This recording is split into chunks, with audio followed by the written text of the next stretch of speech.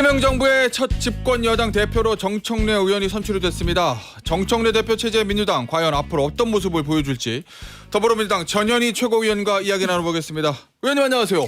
안녕하세요.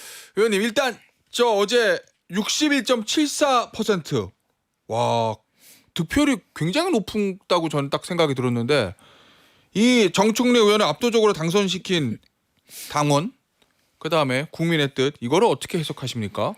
네, 저희들도 생각보다 차이가 많이 났다 이렇게 예. 생각을 했는데요.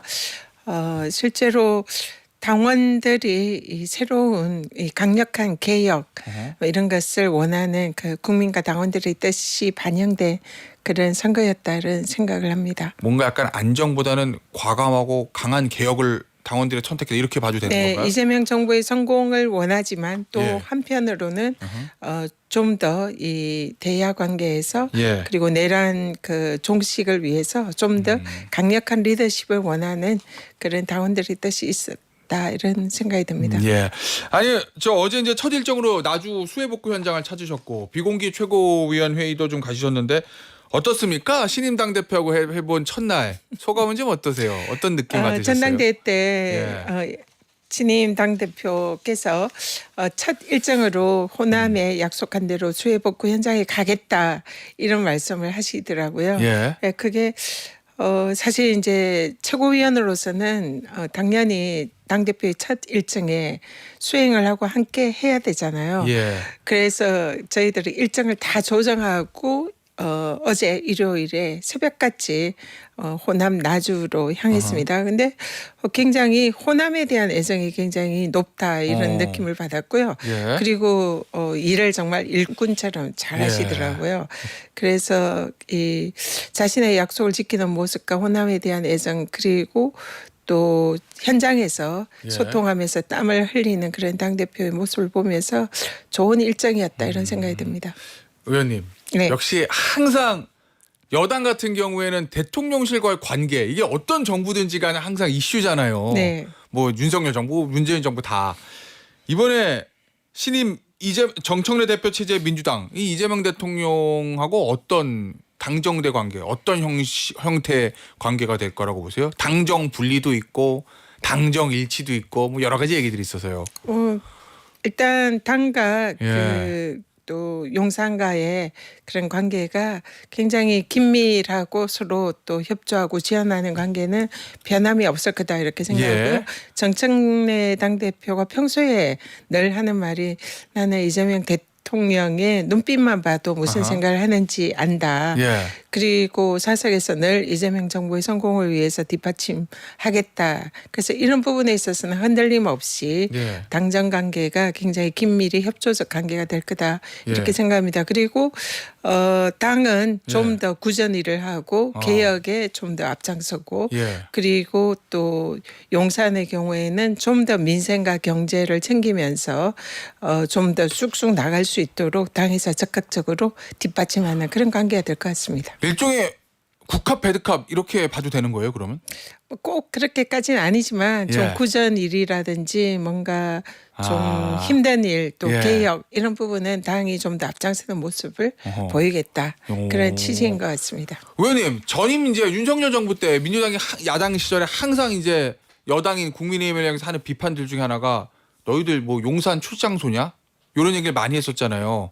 윤석열 대통령의 당에 대해서 일방적으로 지시하는 그런 부분들을 비판을 많이 하셨는데 그런 모습은 정청래 대표 체제 민주당에서는 보여주지 않을 것이다. 이렇게 일단 이해되겠습니까? 용산에 예. 뭐 예. 지시나 하명 예. 이런 것을 이제 무비판적으로 따르거나 이러는 윤석열 정권의 예. 그 모습과는 좀 다른 좀 음. 더 다른 차원의 당정 간의 협력 예. 지원 관계가 될 거다 이렇게 생각하고요. 아시다시피 민주당 의원들이 굉장히 민주적이고 또 맞아요. 굉장히 예. 그 다양한 그런 입장을 가지고 있는데요. 예. 이재명 대통령께서도 그런 부분을 굉장히 좋아하십니다. 그래서 토론과 어허. 또 긴장적인 그런 예. 협력 관계가 이 정청래 당 지도부에서 잘 이루어질 거다 이렇게 봅니다. 이 정청래 대표가 어제 이제 강선우 의원하고 통화하면 한 사실을 밝히면서 든든한 울타리가 되겠다 이렇게 말했다고 이제 보도가 됐는데 이 사실 강선우 의원이 보건복지부 장관 자리에서 스스로 내려온 거잖아요. 그래서 이게 대통령 뜻하고 좀 다른 거 아니냐 국민의힘의 주진우 의원은 이재명 대통령과의 차별화 전략이 시작됐다.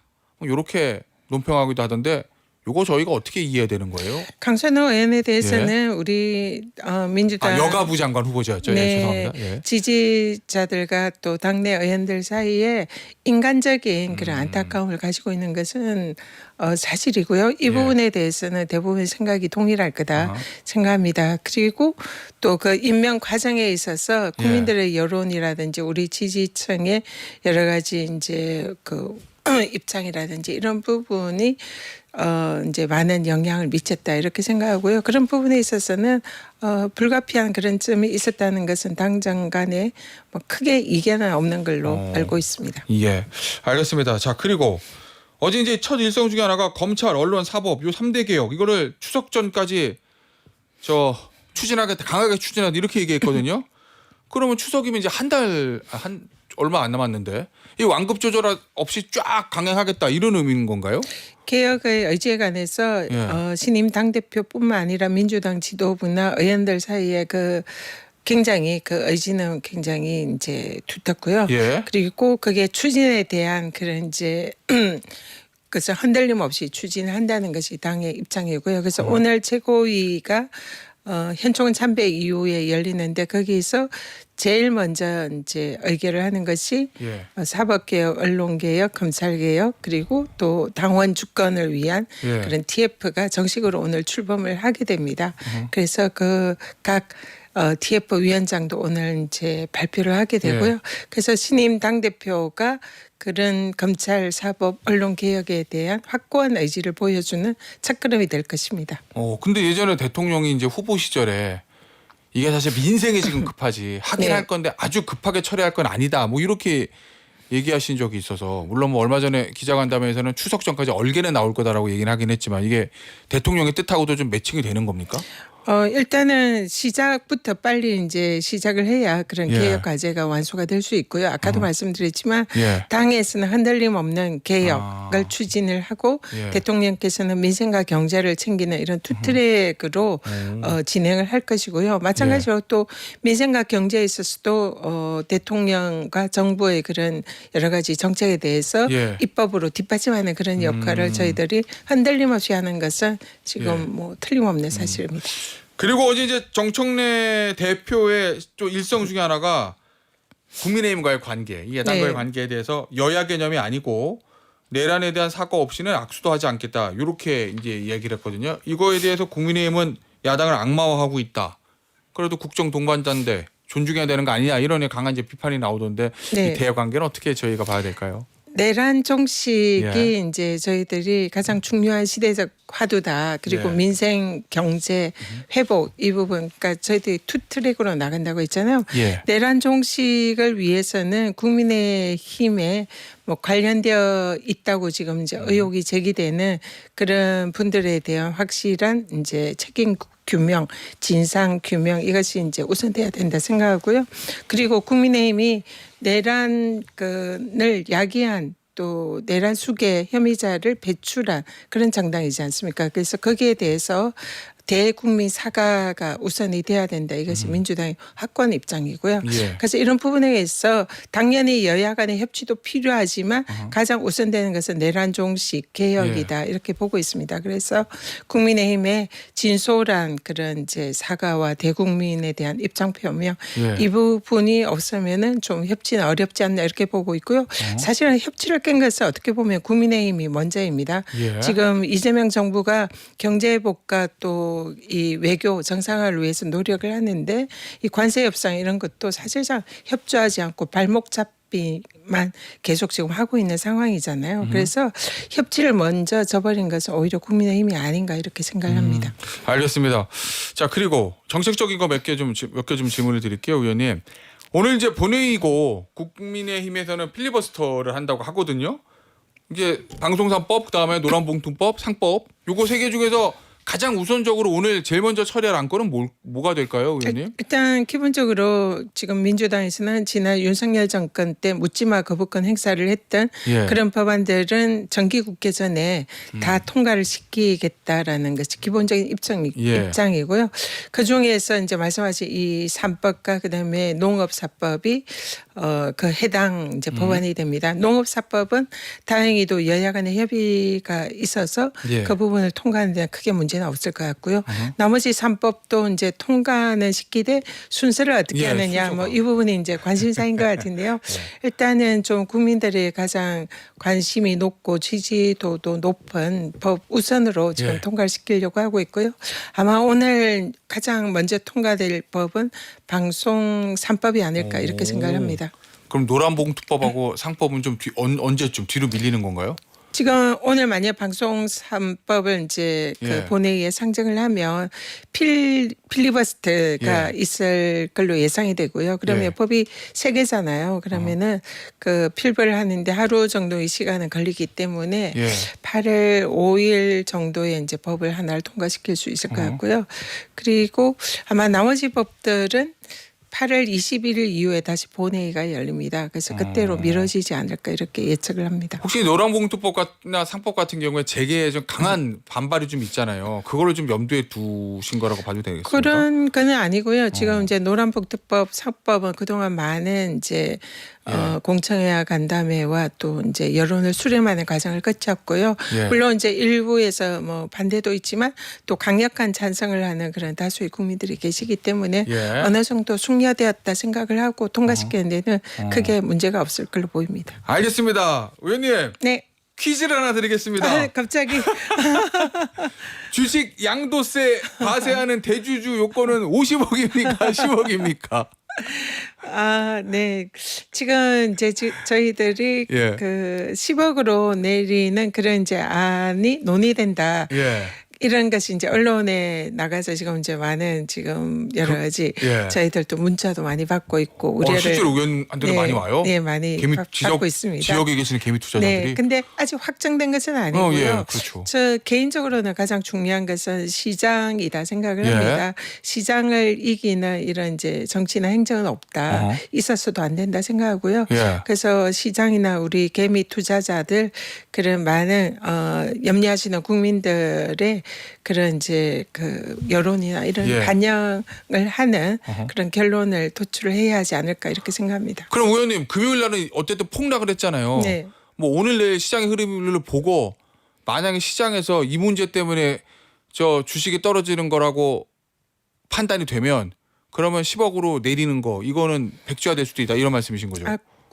그렇게 단정적으로 말씀드리기는 어렵고요. 예. 시장의 흐름이라든지 개미 투자자들과 주식을 투자하는 많은 분들의 예. 의견을 수렴해서 어허. 여러 가지 이제 상황을 고려해서 예. 가장 적절한 그런 방향으로 추진하는 것이 맞다 그렇게 생각을 합니다. 어쨌든 시장과 상관없이 원한 고수 이건 아니다는 말씀이시네요. 그러면. 지금 뭐 많은 예. 지도부 의원들과 민주당 의원들께서도 예. 그런 생각을 가지고 있습니다. 알겠습니다. 자 그리고 지난 또 금요일에 있었던 일 중에 하나가 이제 윤석열 전 대통령 체포영장 이거 실패했거든요. 이르면 빠르면 오늘 또 저 김건희 특검에서 재시도할 수 있다고 하는데 이번에는 물리적으로 행사할 수도 있다. 뭐 특검이 이미 이렇게 예고를 해놓은 상태입니다. 이거 어떻게 처리하는 게 가장 가장 적절한 방법이라고 보십니까? 가장 적절한 방법은 그 윤석열 씨가 전직 대통령답게 이런 법의 집행에 협조하는 것이 예. 가장 바람직하죠. 그리고 사실상 대부분의 국민들이 그렇게 하고 있지 않습니까? 예. 그래서 검찰총장까지 지내시고 대통령까지 하신 분이 법에 대해서 이렇게 저항하는 모습은 정말 바람직하지 않다 이렇게 예. 보고요. 많은 사람들이 아이들이 그리고 다른 범죄자들이 보고 배울 것 같다 이런 우려를 하시잖아요. 예. 그래서 그 본인이 억울하면 그는 특검에 당당히 이렇게 출두를 해서 본인의 의사랑 그런 것을 밝히면 되는 것이고 법의 집행 자체를 이렇게 거부하는 것은 마치 법 위에 군림하는 여전히 자신이 특권층이다 이런 것을 국민들이 이렇게 보게 예. 되는 아주 나쁜 그런 행동이다 이렇게 생각합니다. 그 속옷 문제. 네. 뭐 윤석열 전 대통령 측 변호인 얘기에 따르면 당뇨 때문에 체온 조절하려고 속옷만 입고 있었는데 특검이 들어왔다는 얘기고, 저 법무부와 특검의 발표에 따르면은 저 체포하러 들어오니까 옷을 벗고 속옷이 있었고, 그 다음에 특검 나간 다음에 다시 옷 입었다, 요 얘기거든요. 일단 말은 좀 다릅니다만 법무부와 특검 발표 기준으로 해서 왜 윤석열 전 대통령이 이렇게 속옷 저항 이런 것까지 했다고 보세요? 지금 윤석열이 이제 제가 3대 특검 대응 특위위원장으로서 구치소 현장을 직접 방문을 했습니다. 예. 그래서 낮 시간에는 대부분 그 변호인 접견을 아하. 하면서 에어컨이 있는 그런 이제 예, 시설에서 그렇죠. 변호인 접견실이 아니고요. 윤석열이 예. 변호인 접견실 우리 변호사님 가보셨겠지만 굉장히 좁고 좁죠. 사람들이 북적거리잖아요. 근데 윤석열에게는 사실상 특혜를 구치소에서 주고 있는 게 아닌가 이렇게 봅니다. 왜냐하면 수사기관 검사나 이제 수사관들이 구치소에 가서 그 피의자나 피고인들을 이렇게 조사를 하는 출정 그런 조사는, 조사실이 예. 있잖아요. 그 예. 조사실은 지금 여기 이런 공간처럼 굉장히 쾌적하고 사람들도 별로 없고 에어컨도 정말 시원하게 틀어주는 그런 공간입니다. 널찍하죠. 아하. 거기서 변호인 접견한다 거기서 말씀이시군요. 변호인 접견을 내내 하고 있다는 것을 현장에서 확인을 했고요. 예. 이거는 뭐 사실 부인하지 못할 특권이죠. 그래서 변호인 접견을 통해서 그렇게 하고 있기 때문에 윤석열 측에서 그 차원 조절로 그렇게 했다라는 것은 좀 믿기가 어렵고요. 사실상 특검의 체포영장을 거부하기 위해서 예. 그래서 특검 조사를 받지 않기 위한 그런 이제 매우 부적절한 모습이다 이렇게 생각이 듭니다. 예, 알겠습니다. 의원님, 마지막 질문인데요. 광복절 특사 얼마 안 남았습니다. 조국 전 대표 포함해야 됩니까? 아니면 이번에 한 타임 쉬고 가는 게 맞습니까?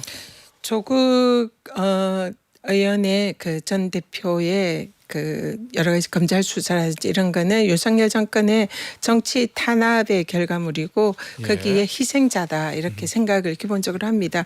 그래서 그러한 전 정권에 의한 그런 정치적 희생자에 대해서는 사실상 정상으로 돌려놓는 그런 조치는 필요하다. 이 부분은 공감을 하고요. 그래서 하지만 이제 이 사면이라는 것은 대통령의 고유 권한입니다. 거기에 대해서 제가 뭐라고 언급하는 것은 뭐 적절하지 않다 이렇게 보고 있고요. 그리고 지금은 이제 정권 초기라 이 사면에 이제 거론되는 것은 또 이재명 정부에 대한 부담으로 작용할 그런 소지도 있다 이렇게 보고요. 그래서 사면은 필요한데 그 시기는 국민의 여론이나 여러 가지 그리고 대통령의 결단 이런 것을 이제 맡겨야 하지 않을까 이렇게 생각합니다. 알겠습니다. 의원님, 오늘 인터뷰는 여기서 마무리하도록 하겠습니다. 지금까지 더불어민주당 전현희 최고위원이었습니다. 의원님 감사합니다. 감사합니다.